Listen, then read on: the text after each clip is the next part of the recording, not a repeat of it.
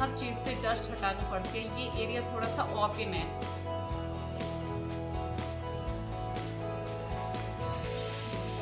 Office रहता है, मेरी जिम्मेदारी है घर को पूरा नीट एंड क्लीन करके रखना, हर सामान को उसको प्रॉपर प्लेस देना। किसी मच्छर ने बाइट कर रखा है तो यहाँ पूरे में इस तरीके से स्वेलिंग आ रही है।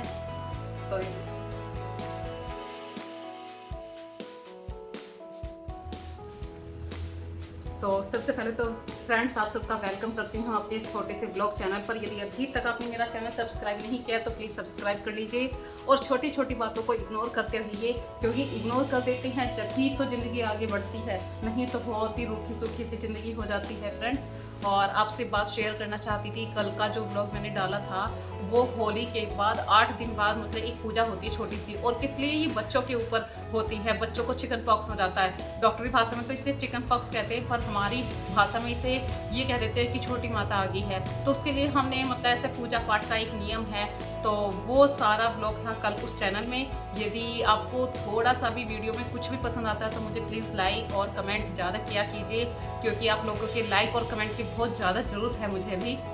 तो करते हैं आज की वीडियो की स्टार्टिंग। और ये सुबह के करीब 10:30 बजे का टाइम है, सभी अपने अपने काम से जा चुके हैं और ऑलमोस्ट मेरा मॉपिंग का काम भी फिनिश हो गया ऊपर वाले फ्लोर का। लेकिन नीचे वाले फ्लोर पे मुझे कुछ ज़्यादा टाइम लगता है, क्योंकि हर चीज़ से डस्ट हटानी पड़ती है। ये एरिया थोड़ा सा ओपन है तो डस्ट ज़्यादा आ जाती है। ये डेली का एक नियम है मेरा कि हर चीज़ पे डस्टिंग करनी है मुझे। तो चलिए मिलते हैं अगली इसी वीडियो के दूसरे पार्ट में। हेलो फ्रेंड्स, कैसे हैं आप सब? आई होप आप बहुत अच्छे से होंगे, स्वस्थ होंगे, मस्त होंगे। तो आज की वीडियो की शुरुआत करते हैं। तो दिन की जो सबसे पहली शुरुआत होती है वो होती है आयुर्वेदिक दवाई लेकर। तो मैं अपने हस्बैंड के लिए गुनगुने पानी में कुछ बूंदे डालकर दे रही हूँ। ये एक आयुर्वेदिक दवाई है, मतलब जैसे कि ज़्यादा काम करने से या उम्र के हिसाब से सिर हल्का सा भारी हो जाता है, तो ये उस चीज़ की दवाई है। और नीचे भी सुबह सुबह का वक्त है, कोई आकर बैठे हैं, ऐसे ही मिलने वाले थे तो उनके लिए चाय बनाई फटाफट से। देखिए घर पे कोई भी आए और सुबह सुबह का वक्त हो और वो बिना चाय के जाए तो अच्छा नहीं लगता। तो सबसे अच्छी बात यही, आपके घर में कोई भी आए, भले ही आपके पास पानी है, लेकिन सबसे पहले उस व्यक्ति का वेलकम कीजिए। ये कहते हैं कि सुबह सुबह पता नहीं किस रूप में भगवान आ जाएं। तो आज की शुरुआत करती हूँ फ्रेंड्स। देखिए तो आज है 1 तारीख और बच्चों का है स्कूल, तो कार्तिक जाएगा, आज पहला सेशन का पहला दिन है। और कार्तिक का टिफ़िन बनाने से पहले मैं आज काफ़ी टाइम से उठ गई थी। ये करीब 6 सवा 6 बजे का टाइम है। चाय पानी बनाने के बाद मसालेदानी के अंदर थोड़े से मसाले फिल कर रही थी, क्योंकि मसालेदानी मैंने रात में ही धोकर साफ़ करके रख दी थी और सुबह सुबह ये सारे मसाले भर दिए हैं। तो इसमें 2 काम हो गए, एक तो मसालेदानी रात में सूख चुकी है और जो कंटेनर मेरे ये ग्लास के कंटेनर खाली हुए हैं इनको साफ़ करके अभी रख दूँगी, फिर मैं आराम से बच्चों का टिफ़िन बनाऊंगी। ये छोटे छोटे से काम एक पंथ दो काज आज चलते रहेंगे, क्योंकि आज पूरे घर की जिम्मेदारी मुझ पर है। कई दिनों से तो आस्था बहुत हेल्प करती थी, आस्था मॉपिंग कर लेती थी, मैं झाड़ू लगा देती थी, या मैंने कपड़े धो दिए, आस्था ने कपड़े सुखा दिए। इस तरीके से छोटी छोटी हेल्प भी बहुत बड़ी मिलती थी मुझे। लेकिन आज आस्था भी बाहर जा रही है, मतलब कॉलेज जा रही है, और कार्तिक का अप्रैल के नए सेशन में नया स्कूल है। नया स्कूल मतलब वही स्कूल है लेकिन क्लासेस नई हैं। तो पहले दिन तो देखिए सभी बच्चे नर्वस होते हैं, चाहे उनका कितना भी बड़ा फ्रेंड सर्किल हो, लेकिन जब काफ़ी दिनों के बाद बच्चे स्कूल में जाते हैं तो उन्हें थोड़ा सा अजीब सा फील होता है। तो कार्तिक कह रहा मम्मी मैं क्या करूँगा पूरा दिन। तो उसे ये नहीं पता अभी कि जब बच्चे स्कूल में चले जाते हैं तो बच्चे तो घर को भी भूल जाते हैं, इतना बढ़िया फ्रेंड सर्किल होता है। और अभी मैं बस कार्तिक के लिए टिफ़िन बना रही हूँ, क्योंकि भाई पहला दिन है, टाइम से वो स्कूल पहुँच जाए, यही मेरी आज की छोटी सी एक कोशिश है। और जैसे ही कार्तिक का टिफ़िन बनाऊँगी तुरंत ही हस्बैंड के लिए थोड़ा सा खाना पैक नहीं करूँगी, वो खाकर ही जाते हैं। आजकल वो बिल्कुल खाना लेकर नहीं जाते हैं। तो इस तरीके से मेरी मॉर्निंग की शुरुआत है आज।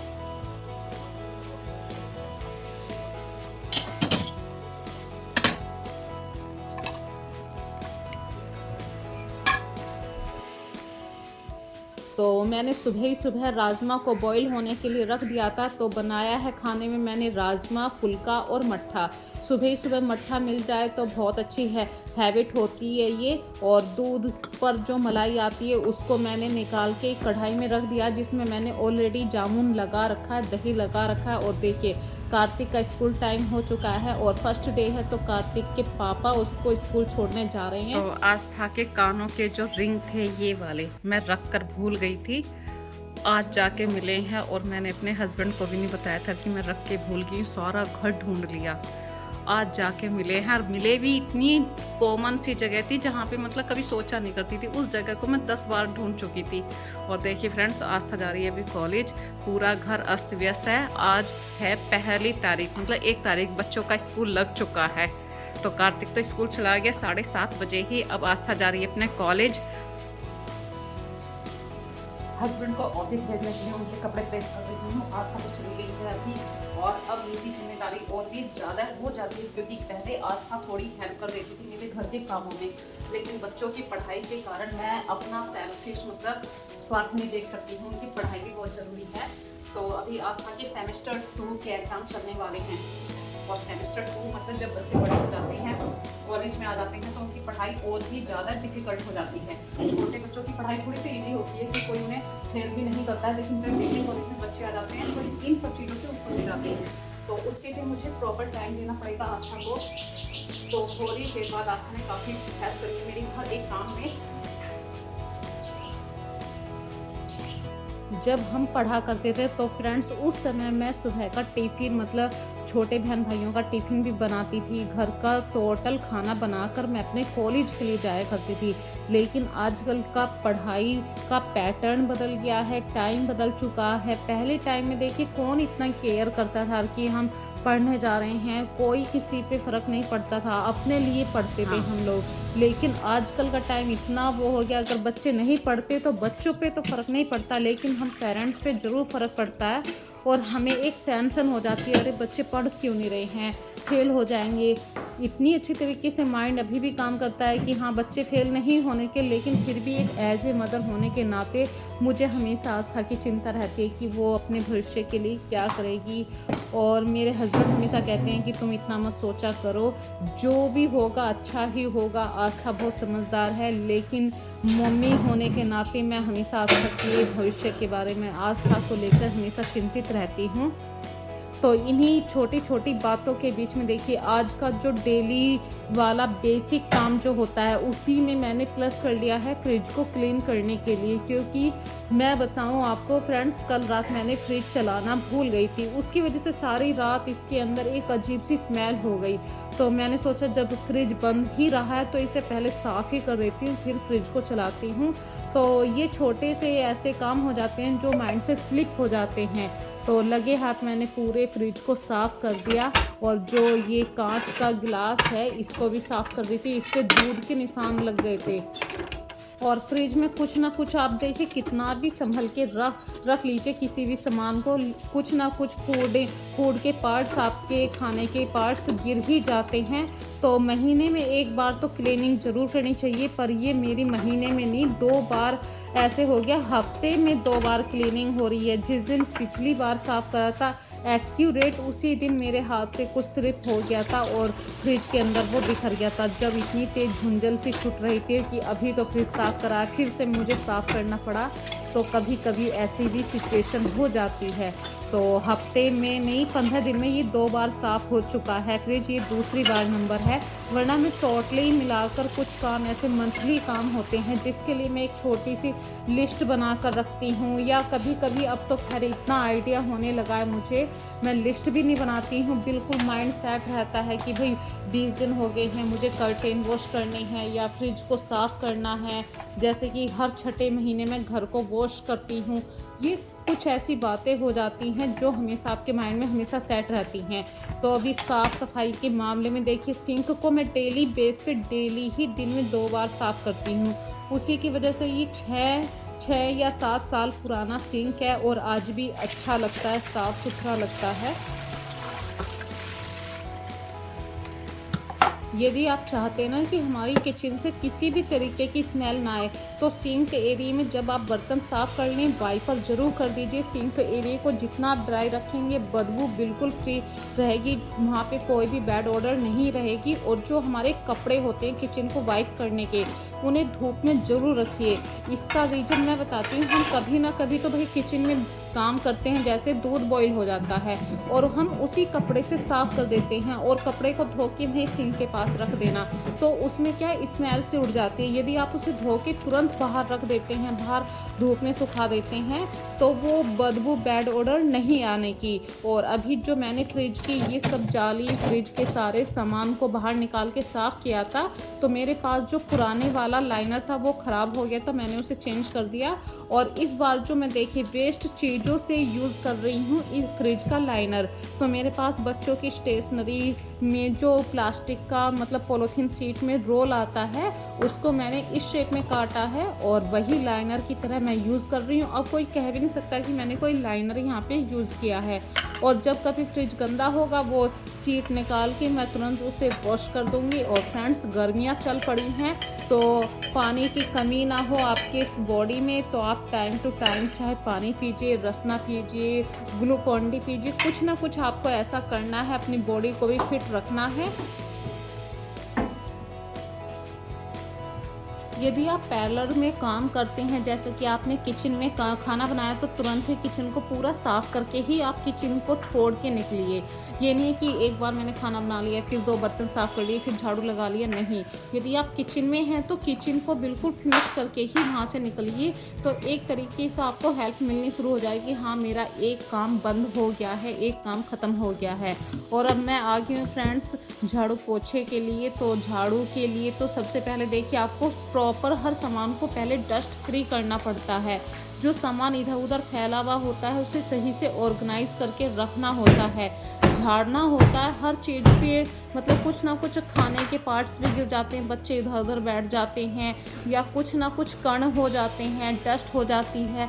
तो सबसे पहले तो देखिए झाड़ने का काम करिए। इससे क्या होगा, जो वो जगह बिल्कुल डस्ट फ्री हो जाएगी, और जब आप झाड़ू लगाएंगे तो बाद में कोई भी गंदगी आपके फ्लोर पर नहीं आएगी। तो ये छोटी छोटी सी बातों को जब आप माइंड में रख कर काम करते हैं, तो आपका घर बिल्कुल ही सही रूप में कहूँ तो नीट एंड क्लीन लगता है।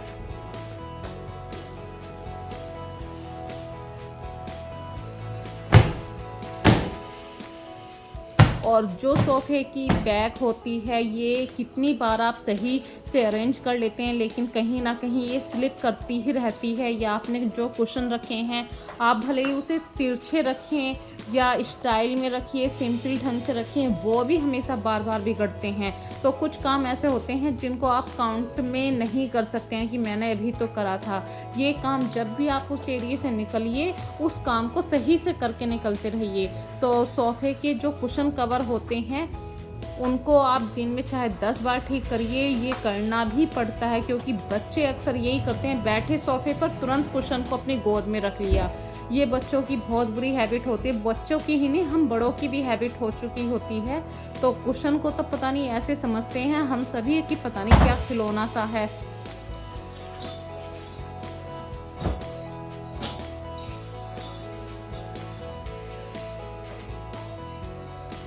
ये रूम है फ्रेंड आस्था का। तो आस्था तो कॉलेज चली गई थी, तो एज ए मदर होने के नाते कभी कभी आपको अपने बच्चों के बैग को भी चेक कर लेना चाहिए, उसके अंदर क्या सामान है।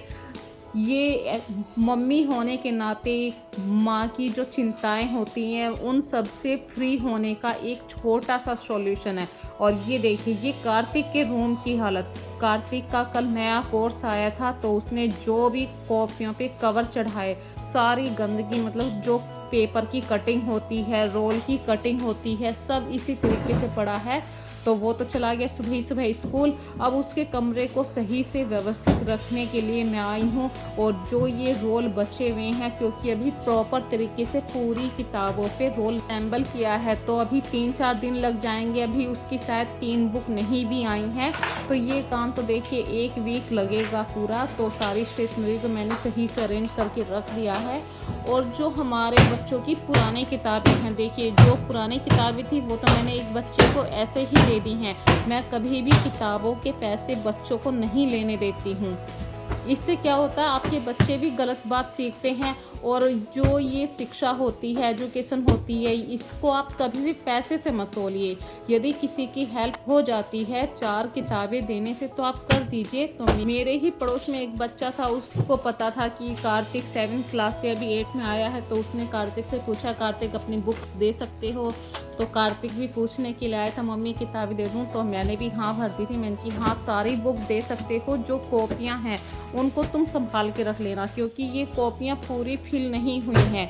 अब इन कॉपियों को मैं इस बच्चों के ट्यूशन के लिए यूज़ करूँगी। तो सारी जो पिछले साल की नोटबुक हैं इनको मैं भी इसी तरीके से रख रही हूँ। 3-4 दिन तो लगेंगे, देखिए हर चीज़ को सेट होने में टाइम लगता है। और इन बुक को मैं ऐसी जगह रखूँगी जब भी वो ट्यूशन के लिए जाएगा इसी बुक में से, बुक बंडल में से लेकर जाए। नई नोटबुक को ना निकाले। नई नोटबुक वो स्कूल में यूज़ करेगा, पुरानी नोटबुक वो ट्यूशन में यूज़ कर लेगा। और इस तरीके से फ्रेंड आज का मेरा डेली रूटीन चल रहा है। क्लीनिंग का भी है, घर को ऑर्गेनाइज करने का भी है। क्या हुआ है देखिए, मैं अभी आपको कल बच्चे कॉपी किताबों पर कवर चढ़ा रहे थे, जिसमें कार्तिक ने ही ज़्यादा चढ़ाई हैं। आशा तो समझदार है, कार्तिक ने ब्लेड से या कटर से इस तरीके से देखिए चादर काट दी। अच्छी बात है कि नीचे का मैट्रेस बच गया है। तो कभी कभी बच्चों की कुछ गलतियों को अब क्या कर सकते हैं, देखिए बस इसको सिलाई करना है। इतनी अच्छी बेडशीट थी। हो जाता है ना, कभी कभी बच्चे ऐसी गलती कर देते हैं कि कुछ नहीं कर सकते हैं। और फ्रेंड्स ये देखिए, मेरे होठ पे किसी मच्छर ने बाइट कर रखा है, तो यहाँ पूरे में इस तरीके से स्वेलिंग आ रही है। तो इग्नोर करना, मुझसे बोला भी जा रहा, थोड़ा सा पेन है ज़्यादा। लेकिन ये जो गलती है क्या कर सकते हैं, कुछ नहीं। लेकिन अच्छी बात है कि बच्चों के स्कूल खुल गए हैं। जब बच्चों के स्कूल खुल जाते हैं तो दिल को बहुत सुकून मिलता है। तो मैं शायद धीरे से बोल पा रही हूँ, हंस भी नहीं पा रही हूँ। मैं आपके साथ धीरे धीरे अपनी वीडियो को शेयर करूँगी। प्लीज़ लाइक और सब्सक्राइब करना मत भूलना। ठीक है, काम तो करना पड़ता है। यदि काम करके इस तरीके से बैठ जाएंगे छोड़ के कि भाई आप लोगों से इतने सारे गपशप हाथना शुरू कर दूँगी, तो मुझे टाइम का पता नहीं चलेगा। और आप लोगों से जब मैं बातें करती हूँ बिल्कुल टाइम का आइडिया नहीं होता है। तो मैं धीरे धीरे काम भी निपटा रही हूँ। प्लस बच्चे तो देखिए, बच्चे चले गए हैं, आस्था भी कॉलेज चलेगी, कार्तिक का आज फर्स्ट डे है स्कूल का, और हस्बैंड का तो डेली ऑफिस रहता है। मेरी जिम्मेदारी है घर को पूरा नीट एंड क्लीन करके रखना, हर सामान को उसको प्रॉपर प्लेस देना, सारे सामान को ऑर्गेनाइज करके रखना। ये बहुत बड़ी जिम्मेदारी होती है। अगर एक दिन भी बंदा बीमार हो जाए तो घर अस्त व्यस्त हो जाता है।